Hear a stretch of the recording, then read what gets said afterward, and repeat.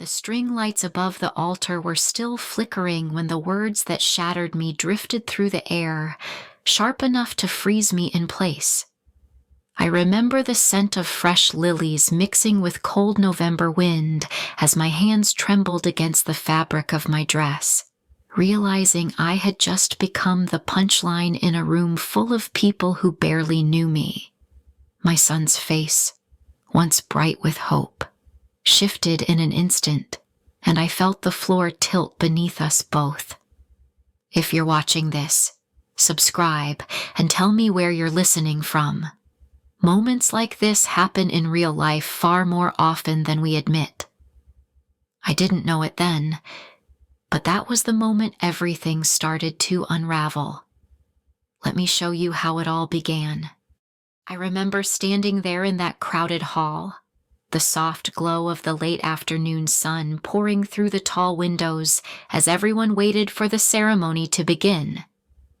I had tried to stay out of the way, keeping to a quiet corner, reminding myself that this day was supposed to be about my son's happiness. But then I heard it, an icy little remark drifting toward me like a slap. I knew it wasn't meant for my ears, but it landed all the same. In that moment, I felt the warmth drain from my face. It was strange how a single careless judgment could cut deeper than anything else I had endured over the years. I didn't turn around. I didn't need to. The weight of those words sat heavy on my chest, pressing into every insecurity I thought I had already outgrown. I tried to steady myself, to remind myself that I had survived worse. But before I could gather my breath, I caught my son's expression across the room. His smile had slipped away, replaced by a quiet, simmering intensity I had never seen in him before. It was as if something inside him snapped awake. In that split second, I knew this day wasn't going to unfold the way anyone expected. I could almost feel the delicate threads holding this family together pulling apart, one by one. And as I stood there trying to process it all, one thought kept rising in my mind. To understand how we got here, I need to start from the beginning. Before everything fell apart at that wedding, my life in Rochester, Minnesota was quiet in a way that felt steady and healing. I lived in a small house on the edge of town, the kind with creaking steps in the winter and sunlight that spilled across the kitchen table every morning. Most days started slowly. I made my coffee, checked the weather, and eased into my routines. There was comfort in knowing exactly where my things were, exactly how my home felt, and exactly who I was becoming after losing my husband. People often assumed I lived modestly because I kept to myself and never made a fuss about anything. I drove an old car, wore simple clothes, and preferred grocery store flowers over expensive bouquets. I think some folks mistook my quiet nature for limitation, as if a woman could only be as full as what she chose to show. I never blamed them for it. Staying small made it easier to avoid unnecessary attention, and in many ways, it protected the peace I'd worked hard to rebuild. Even so, underneath that calm exterior, there were parts of my life I simply didn't talk about. Not out of secrecy, but out of a desire to keep certain things untouched and safe. Everything stayed predictable until the day my son told me he was serious about someone. That was the first ripple in the still water, the moment I realized life was about to take a turn, and not in the way I expected. I still remember the first afternoon I met Brianna. My son brought her over for a simple dinner, something warm and homemade, the kind of meal that always made our house feel grounded. She walked in with a bright smile, but there was something in her eyes that moved past me too quickly, as if she were already measuring the room, the furniture, and maybe even me. I told myself I was imagining it. I wanted to believe she was just nervous. Then came her mother, Cheryl.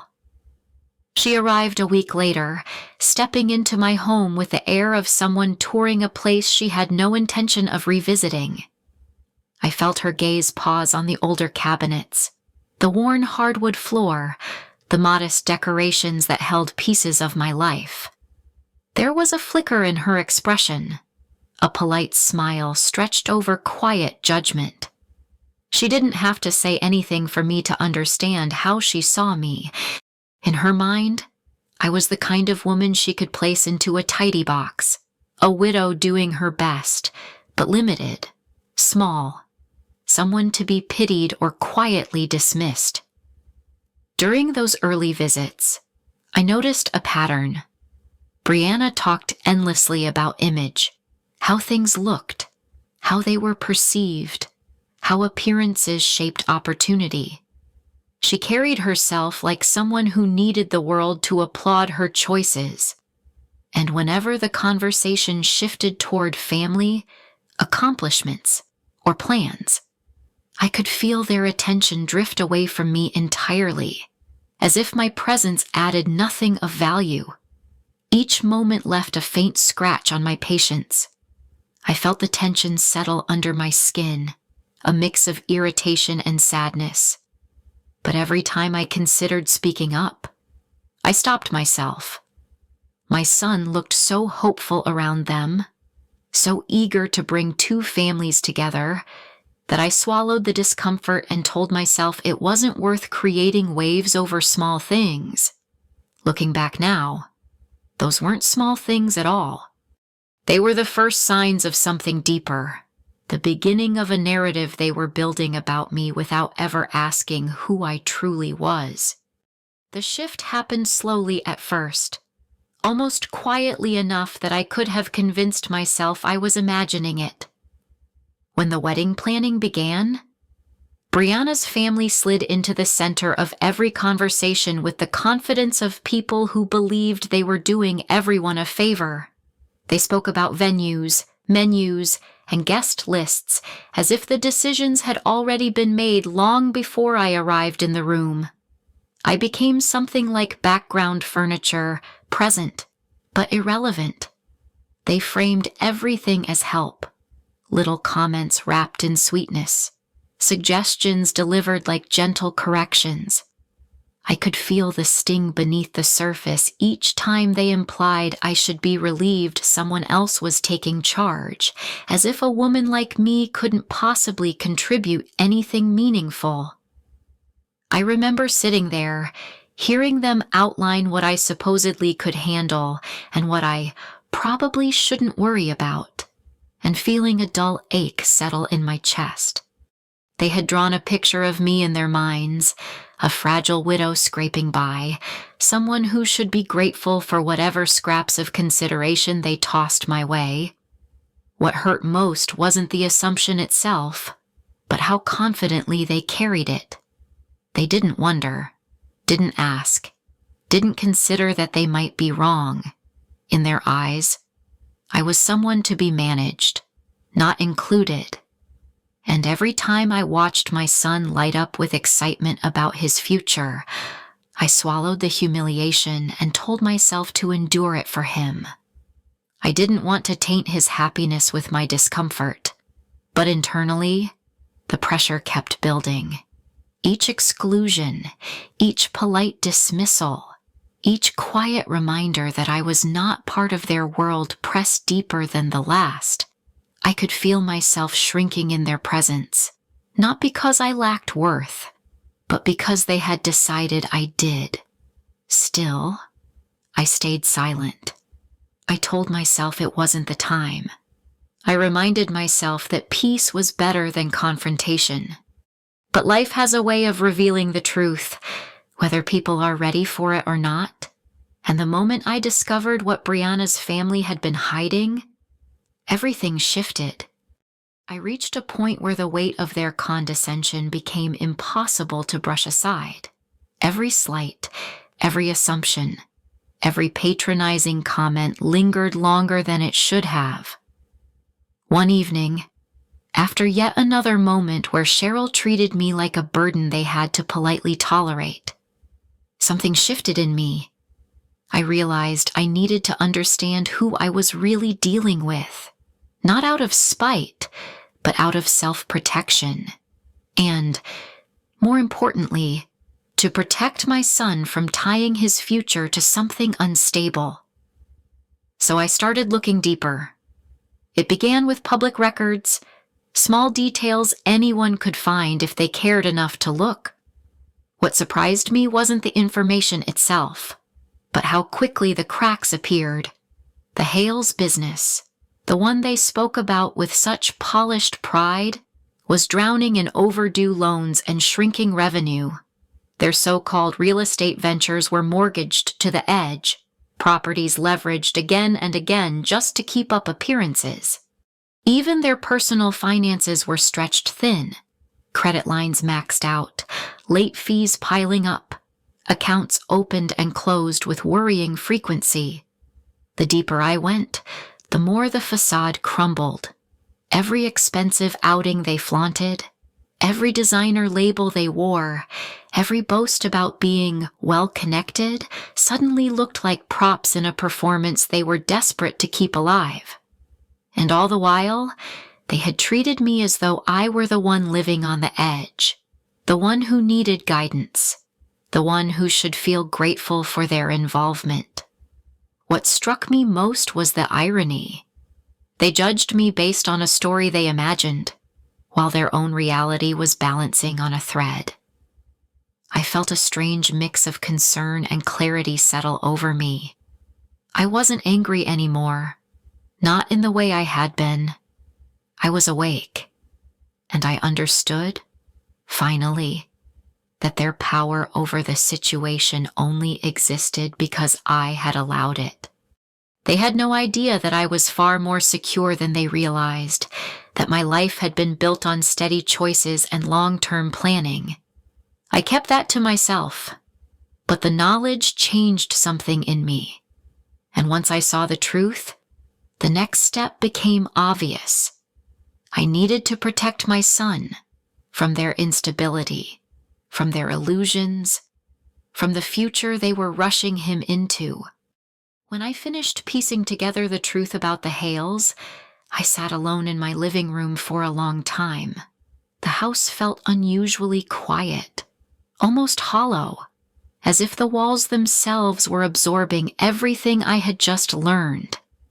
I kept thinking about the confidence with which they dismissed me, the way they carried themselves as if their approval was something I needed to earn. And now, knowing how fragile their world really was, the anger I expected didn't come. Instead, a deep, aching sadness settled in. Not for them, but for my son. He had been so excited, so hopeful about the life he thought he was building. I remembered the way his eyes lit up whenever he talked about the future, how he truly believed he was joining a family that wanted the best for him. And here I was, holding the knowledge that everything he trusted was built on unstable ground. I felt guilt pressing into my chest, guilt for not seeing the red flags sooner, guilt for letting things get this far, guilt for staying quiet while those people slowly wrapped their influence around him. For a moment, I questioned myself. I wondered if stepping in would make me the controlling mother I never wanted to be. But the thought of him walking blindly into a life dictated by people who did not respect him, who would use his kindness to prop up their own crumbling image, broke something inside me. That was the moment I knew silence was no longer an option. A different kind of strength rose in me then, steady, protective, unshakable. I didn't need to expose anything publicly, not yet, but I needed a plan, one that would shield him without humiliating him. And as the wedding day approached, I could feel the tension tightening around all of us, pulling everything toward a breaking point. The wedding venue was beautiful in a way that made me feel even smaller. Soft lighting, polished marble floors, floral arrangements that reached far above my head. Everything had been designed to impress. Yet all I felt was the weight of being an outsider. Brianna's family moved through the space with practiced confidence, greeting guests as if they owned the air everyone breathed. I stood off to the side, trying to stay present for my son, even though a quiet ache was already forming in my chest. As the room filled, the noise grew into a dull hum. I was adjusting a small crease in my dress when I heard Cheryl's voice float through the crowd, low enough to seem private, but sharp enough to slice straight into me. It wasn't the words themselves, but the meaning behind them, the way she painted me as an embarrassment, a burden, someone lucky to even be invited. I felt the air leave my lungs. Humiliation washed over me in hot, dizzying waves, and for a moment, I couldn't move. I just stood there, staring at nothing, trying to swallow the sting. Then I saw my son. He had turned toward me at the exact moment Cheryl's words reached him. His expression shifted in an instant, confusion giving way to realization hardening into something like fury. It was the kind of quiet anger that didn't need to be spoken to be understood. I watched the joy drain from his face, replaced by a cold clarity I had never seen in him. Everything seemed to slow down after that. Guests kept chatting, oblivious to the fracture forming right in front of them. Brianna looked uneasy, glancing between her mother and my son, sensing something slipping out of her grasp. I could feel the tension tightening, pulling the room in two directions at once, and then, in a single, deliberate motion, my son stepped forward. He straightened his shoulders, lifted his head, and I knew, before he even opened his mouth, that the wedding was over. The room fell silent, a stunned stillness settling over us like dust. In that silence, everything changed. When the commotion settled and the guests drifted into uneasy whispers, a strange calm washed over me. It wasn't relief. Not exactly. More like the quiet that comes after a storm when everything finally stops pretending. For the first time that day, I felt grounded, steady, certain of what needed to happen next. I stepped forward, not to defend myself, but to finally stop allowing others to define me. For years, I had chosen to live simply. It was a choice born from grief, healing, and a desire to build a life without noise. I never flaunted what I had, never felt the need to correct assumptions. I thought staying small protected my peace. I didn't realize it also gave people like the Hales permission to paint their own version of me. As I stood there, I let my mind settle on the truth they had never bothered to consider. I wasn't fragile. I wasn't struggling. I wasn't someone who needed their charity or approval. My life, my stability, my choices, they were the result of years of discipline, saving, planning, and working quietly toward a future where my son would always be safe. They had mocked a version of me that never existed. And as the reality of who I truly was rose to the surface, I could almost feel the shift in the room, the stunned faces, the sudden recalculations, the dawning understanding that they hadn't just underestimated me. They had built their arrogance on a foundation of fiction. Reclaiming my dignity didn't require anger, it only required honesty. The moment the truth settled over the room, the energy shifted in a way I could almost feel in my bones. People who had barely acknowledged me earlier suddenly looked at me with wide, uncertain eyes. Some seemed embarrassed, others startled, and a few began offering the kind of kind smiles people reserve for someone they finally see clearly. The Hales, however, were frozen, caught between shock and the crumbling image they had worked so hard to project. Guests whispered to one another, recalculating everything they thought they knew. The pity they had once carried for me dissolved almost instantly. In its place grew a quiet respect, the kind that doesn't need applause to be felt. My son stood beside me with a steadiness I hadn't seen in him before. The anger in him had softened into relief, not because the wedding ended, but because he finally saw the truth. I watched him take a breath that looked like the first full one he'd taken in months. That alone made every painful moment worth it. As the crowd dispersed and the venue emptied, the silence that followed wasn't heavy. It was clarifying. I could finally hear my own thoughts again, feel my own presence again.